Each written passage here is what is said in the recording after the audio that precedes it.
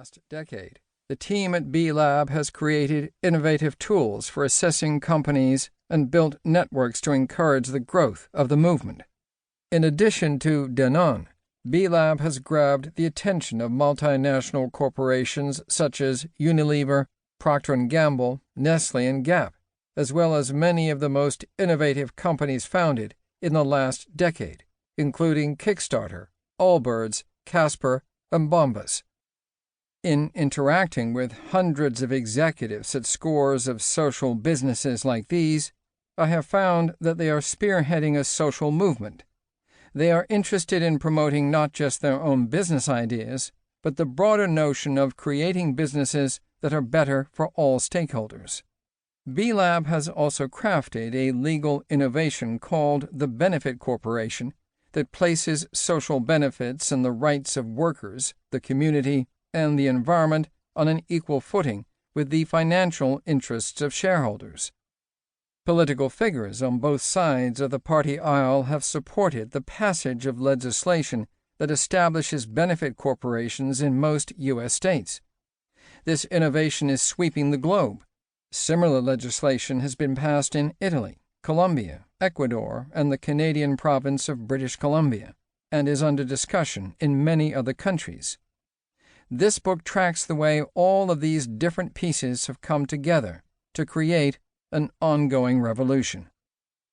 My interest in the movement was sparked in the spring of 2009, when I was teaching a course at HBS on how large companies such as IBM, Goldman Sachs, and Timberland could be strategic in their corporate social responsibility (CSR) programs. One day, a student commented that if we wanted to learn about true innovation in the area, we should not study the CSR programs of large companies, but examine how social values can be more fundamentally embedded in a company's DNA. Unclear on what she meant, I asked her to elaborate, and she described what a B Corp was and listed several certified B corporations that I knew well, including Method Home Products, King Arthur Flour, and the Boston-based social investment pioneer Trillium Asset Management.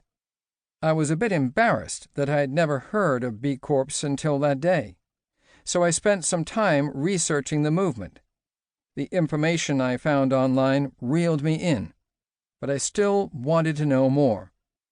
I got in touch with the founders of B Lab, and in 2010 I published the first in-depth case study of their work.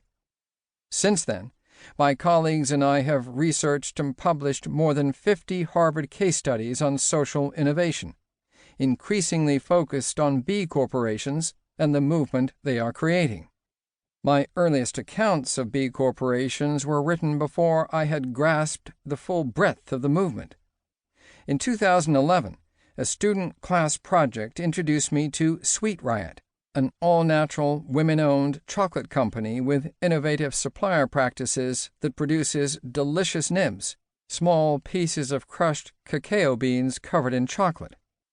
When I visited the company's headquarters in Greenwich Village to interview its leaders, I was surprised to see a B Corp certificate hanging on the wall.